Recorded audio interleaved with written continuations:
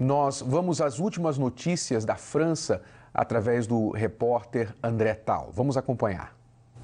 As identidades já foram reveladas e olha só, um deles, dos 3 atiradores que participaram do ataque à sede da Charlie Hebdo, já teria inclusive sido preso por terrorismo em 2008. Segundo o jornal espanhol El Mundo, os suspeitos são os irmãos Said, de 34 anos, e Cherif, de 32, e ainda Hamoud, de apenas 18 anos. Os 3 seriam de Gennevilliers, no município daqui de perto da Grande Paris. Eles teriam sido treinados pelo Estado Islâmico na Síria e retornado para a França no meio do ano passado. A segurança continua reforçada em todos os pontos da capital francesa. A Embaixada dos Estados Unidos aconselhou os cidadãos americanos a redobrarem a atenção e os cuidados no país. E um dos diretores do Centro Europeu de Inteligência, Claude Moniquet, já tinha dito que os atiradores estavam muito bem preparados para o ataque e que eles poderiam ter sido treinados em campos de combate na Síria ou no Iraque. A grande maioria da população, na verdade, o que mostra é um sentimento de apoio à democracia. As pessoas querem sair às ruas justamente para gritar pelo direito à liberdade de expressão. Uma outra preocupação das pessoas também é como esses atiradores conseguiram realizar o ataque e ainda fugirem. Como eles chegaram até o andar onde estavam os jornalistas sem serem detidos. Então existem 2 sentimentos, um de perplexidade e outro de muita revolta com a facilidade que os terroristas tiveram para executar o ataque e ainda desaparecerem. A busca acontece em todo o país, obviamente, principalmente nos arredores da capital, Paris, e a polícia está muito atenta e já estava atenta, porque o próprio presidente François Hollande declarou que vários ataques terroristas teriam sido evitados nas últimas semanas. Então, esse aconteceu, mas vários outros foram evitados. É um momento de alerta geral, é o alerta máximo que existe no país para o terrorismo. A polícia tenta capturar esses 3 suspeitos e, claro, ainda tem muito cuidado para que outros atentados não aconteçam, principalmente em locais de religiões, seja um revanchismo para os islamismos ou mesmo em frente às sinagogas, onde outros extremistas podem perpetuar ataques. Bem, vamos agora ao Rio de Janeiro conversar com Alexis, que é economista. Ele fala conosco por Skype. Alexis, boa noite. Boa noite. Como vai, Alexis? Tudo bem? Muito bem, obrigado. Esse fato que aconteceu agora em Paris e que aconteceu em tantos outros lugares do mundo, né? Aconteceu Sim. na Inglaterra. O que você acha? Você acha que quais são os limites da liberdade de expressão e da censura? Eu acho que temos que entender que a liberdade de expressão é necessária. Às vezes pode nos incomodar, mas é muito importante que entendamos o seguinte: mesmo ela nos incomodando, mesmo não aceitando essa versão de atos, não podemos proibi-la, porque a partir desse momento estamos criando a intolerância, e que pode ser deles, mas não nossa, apenas podemos repudiar. E você acha que nessa questão aí da religião, quando a pessoa parte para o extremismo, né? Não podemos começar a acreditar que podemos justificar a violência porque de alguma maneira fomos ofendidos, não é? As ideias não podem ser impostas, como já disse, nem pela força, nem pela violência. Nós temos o livre-arbítrio de justamente repudiá-las e, através da lei, se for necessário, tomar providências.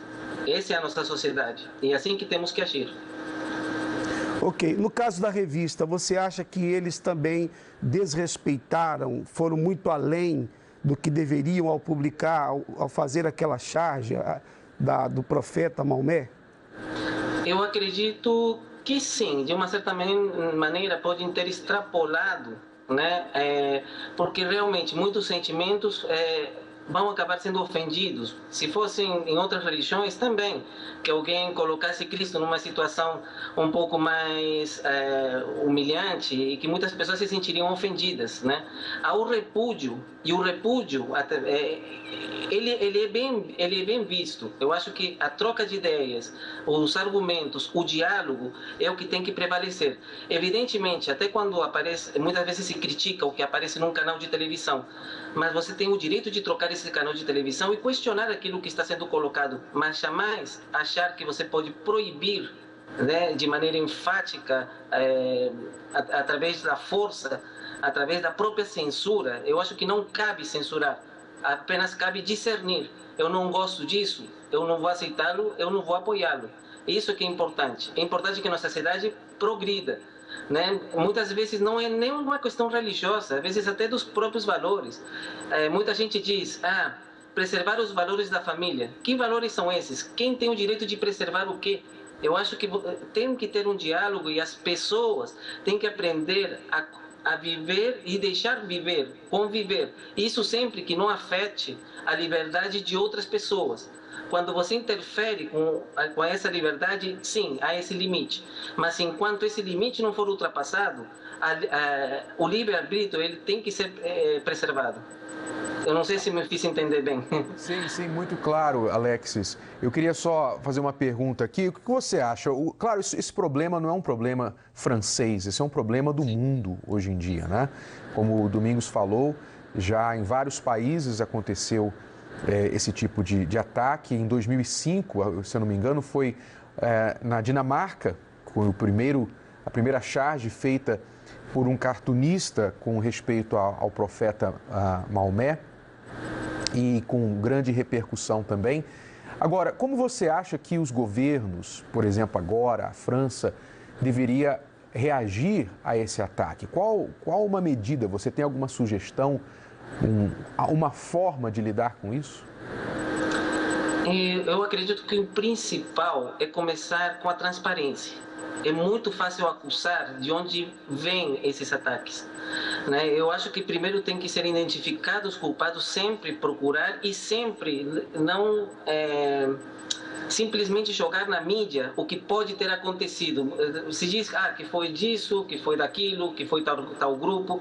Eu acho que isso tem que ser muito bem investigado, e justamente para não criar um ódio e uma contra-violência muito maior.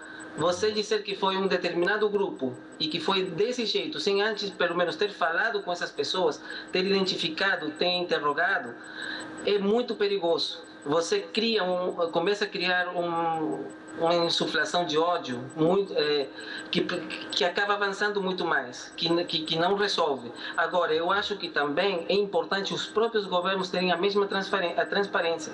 Muitas vezes se cria o mesmo terrorismo, que nós chamamos de terrorismo de Estado, sem que ninguém possa fazer nada e sem que ninguém possa ser levado à justiça, né? Muitas vezes vemos explosões em determinados lugares com gente, se diz que isso é efeito colateral. Não podemos começar a mudar valores, né, para justificar interesses. É complicado falar rapidamente sobre isso, mas o ponto seria é um assunto complexo, realmente, em que tem até ramificações, sem dúvida, econômicas. Você, sendo economista, sabe muito bem disso. Muito obrigado pela sua participação, Alexis. Curiosidade, você é de onde é esse sotaque? Bem, na verdade eu nasci no Peru, moro há mais de 30 anos aqui no Brasil, né? Mas o sotaque sempre ficou. Eu acho. Não perdeu o sotaque. É uma marca registrada. Tá bom, muito obrigado pela participação. Obrigado a vocês. Uma ótima noite. Diga-se de passagem que essa mesma revista, né, a Charlie Hebdo, ela já fez capas satirizando o cristianismo, satirizando o judaísmo e também o islamismo. Então, não é uma coisa dirigida aos muçulmanos, mas é uma revista satírica, né? Uma revista de humor que, claro, os limites têm que ser debatidos, têm que ser discutidos, mas as outras religiões satirizadas não tiveram esta reação com a revista. E outra coisa, não é uma revista que representa a sociedade, né? De um modo geral. É um segmento, mas não a sociedade em si. É como a gente vê, por exemplo, o terrorismo que há entre as torcidas, né? Isso acontece muito, principalmente nós temos visto no Brasil a violência, mortes, simplesmente por uma questão de uma idolatria ao seu time de futebol. Então, isso é o time de futebol, é a religião. Sempre tem aquele grupo que vai ao extremo. Quer dizer, como os próprios torcedores dizem, eles próprios falam, esses que promovem a violência, o terrorismo no futebol, como esses que promovem o terrorismo usando como base a fé religiosa, esses não representam a maioria. É um grupo isolado que tem os seus interesses, né? Eles têm as suas motivações por trás. Alguém que está orquestrando tudo isso.